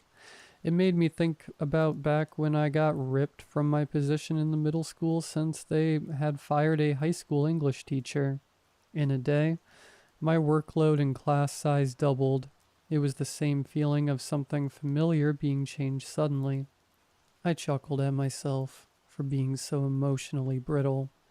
I need to relax and stop overthinking everything. Turned my thoughts to the rest of my week's plans as I slipped into my sleeping bag, letting the gentle breeze lull me asleep. The moon was shining coldly when I woke up with a jolt. I tried to stay still, listening carefully as I heard another twig snap just a yard from my tent. I could make out a dark silhouette, the figure of a man, projected on the nylon of my shelter. He seemed to be pacing like he was looking for something he had misplaced in the night. My heart began to pound as he slowly, quietly approached. As stealthily as I could manage with my heart bursting from my chest, I reached towards my pack, scared to death but still planning for the worst. Inside, I knew my Colt 1911 sat fully loaded just in case. Call me paranoid, but with the amount of mountain lions out here in the basin, I always came prepared. "Hello," the voice came from the figure, which now stood in arm's reach of my tent flap. It sounded tentative, stuttering, almost nervous, like a child going to wake his mother when he had a stomachache. I held my breath, my trembling hand gripping the cold metal of my firearm. "Are you okay?"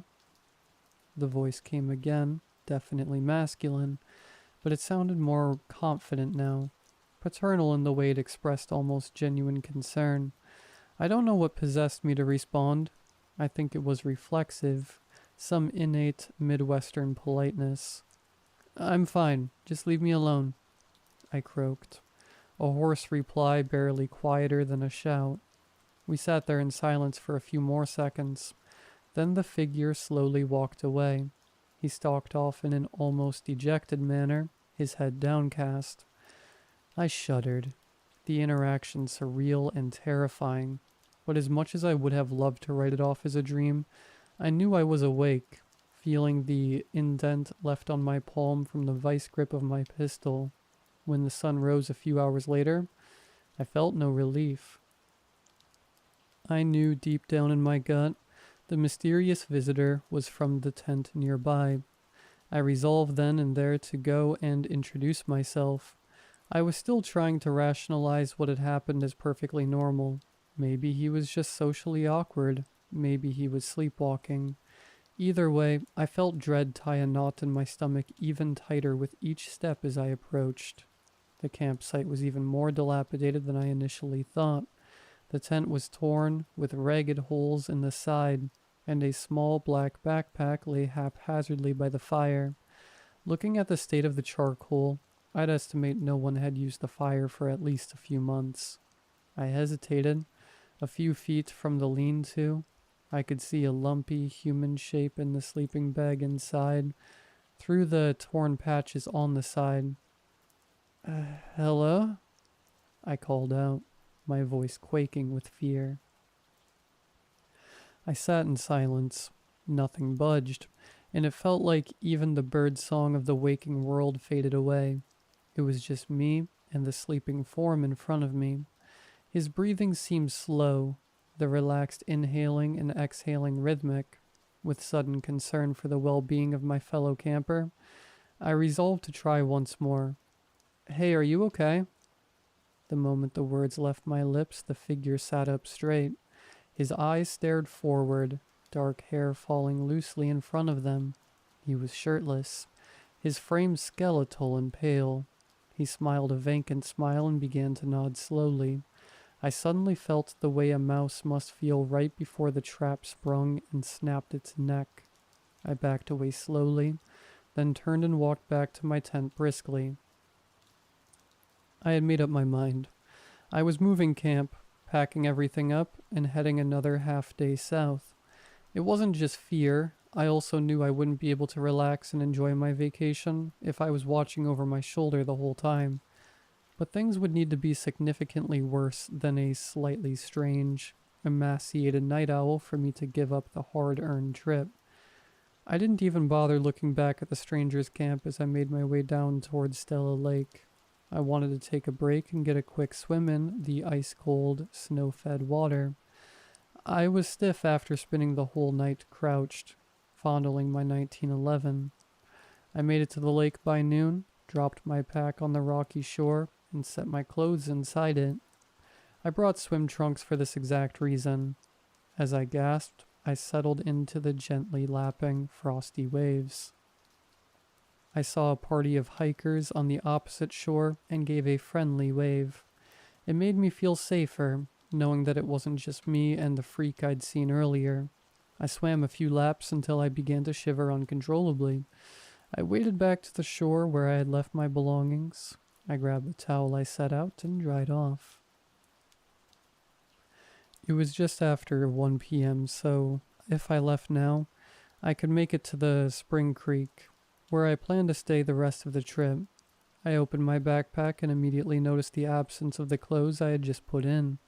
I dug through the pack frantically, laying every article out in a line on the ground. Everything else was exactly as it should be. I was especially relieved to find my gun, but my dirty laundry was gone. In the few minutes I spent in the lake, someone grabbed my shirt, pants, and underwear and ran off into the forest without me noticing.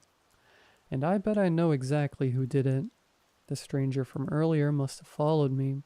Whatever messed up reason he came to my tent, stole my clothes, I didn't want to know. At this point, I changed my plans completely. I'd worked my way back towards the trailhead I had parked at. I'd cut around the base of Buck Mountain through the woods. There was a community trail there, not on any maps, but well worn. I knew that it meant spending one more night in the park since it was a steep hike, but it was the most direct route back.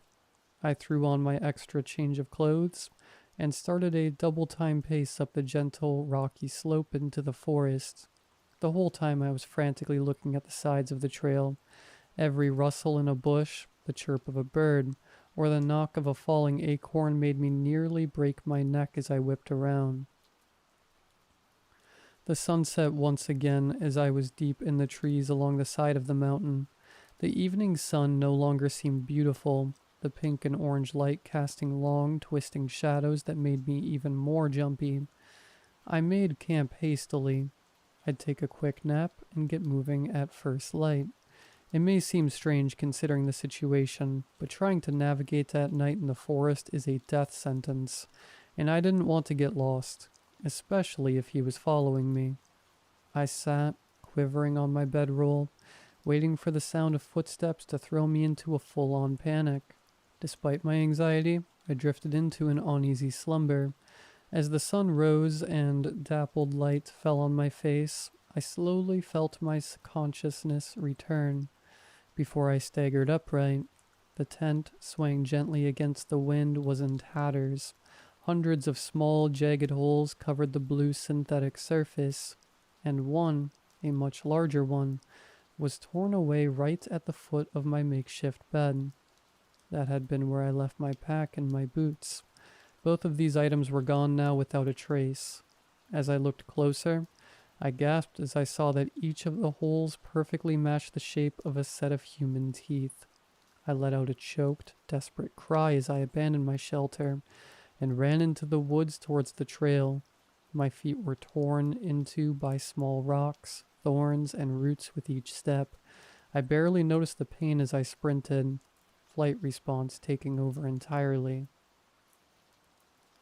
The park ranger I ran into must have thought I'd lost it. The way he looked at me with pitying eyes. I hopped his truck, and he was kind enough to take me back to where I'd parked. I told him everything that had happened, words tumbling out in a jumbled mess. As I got out, he called me back for a second. Based on everything that happened, can you give me your contact info so we can follow up if you want to press any charges? The ranger said, his eyes friendly. I agreed, but somehow I doubted he would follow up on the mad ravings of a shoeless hiker. I drove back to the town outside of the park in a daze. My wallet, fortunately, had been in my pocket the whole trip, and the bread and breakfast had some vacancy. I fell back on the bed in my new room and sobbed. It wasn't just the fear of being hunted, nor the disappointment of a ruined vacation, but a sense of relief that overwhelmed me. I spent the rest of the day sightseeing in White Pine County. It's a cute area with some historic buildings and rustic casinos. By the time I came back to my motel room, I almost forgot about my horrifying experience. I went to sleep, but not before triple checking that the door was locked and deadbolted. I tried to get comfortable on the stiff mattress, but the same feeling of being watched kept me awake. I rolled onto my side and tried to screw my eyes shut and force myself to rest. Suddenly, after about 10 minutes in this position, Something happened that made my heart stop. The bed depressed slightly as someone sat down on it, and I could hear something sliding across the sheets. A moist, clammy hand started to stroke my hair gently, the same way you gently pet a kitten. I could hear him breathing, a harsh, ragged sound. I bit my tongue and tried to play possum as the thin, bony fingers began to pluck hairs one by one from my scalp, tears streaming down my face from the pain as he began pulling at clumps of it, his breathing becoming shallow and rapid. I almost wrenched my arm away when I felt his other hand reaching down and grabbing my own. The hand held mine gently. It seemed almost loving.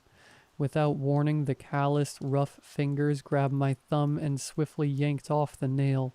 I screamed involuntarily and fell off the bed in a heap.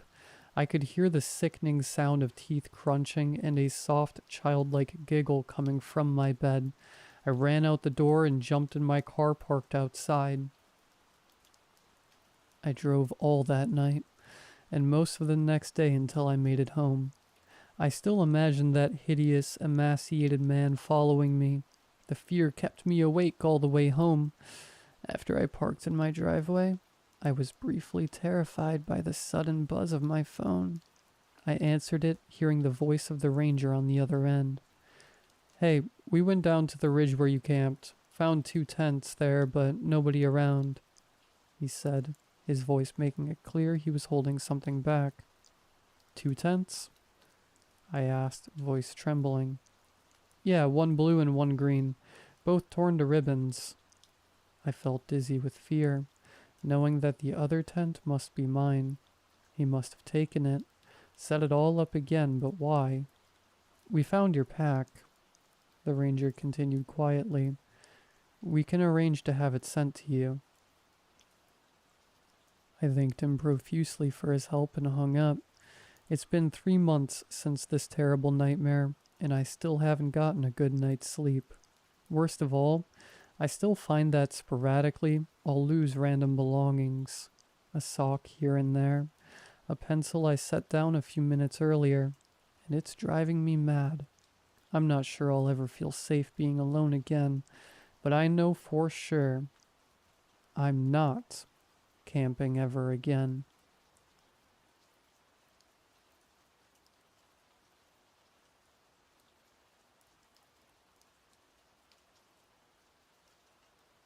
I always liked having my own space.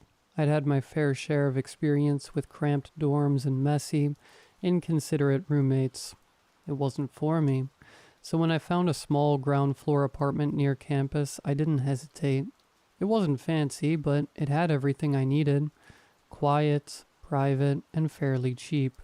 Perfect for my last year of university. Everything was good. Until the neighbors started complaining. It began with Mrs. Reed from next door catching me in the hallway one morning. She looked tired, her eyes heavy with bags. "Elizabeth, are you having late-night parties?" she asked, her voice sharper than usual. I blinked, confused. "No, I go to bed at 10. She shook her head, a deep frown settling into her jowls. "I hear music, laughing, banging on the walls. You should be more considerate." I hadn't heard a thing. "I'm sorry, but it's not me, I promise." She squinted at me like she didn't believe a word I said. "Just keep it down." Nights were quiet on my end. I didn't throw parties or invite friends over. I'm a bit of a recluse, honestly. I barely left the apartment aside from classes or library runs. Still, the complaints didn't stop. More neighbors started approaching me in the hallways, their faces drawn and annoyed, asking about the noise, to keep it down. The thing is, though, every night I slept like a rock. Nothing woke me up. Nothing ever stirred. I tried staying up one night to catch the sound, but I was too exhausted. I wasn't going to sacrifice my sleep for something I knew I wasn't contributing to. So I passed out around 11 p.m. with no disturbances. One evening after a long day of studying at the library, I came home to find a note slipped under the door. It was crumpled and hastily written. Noise complaints. Handle it.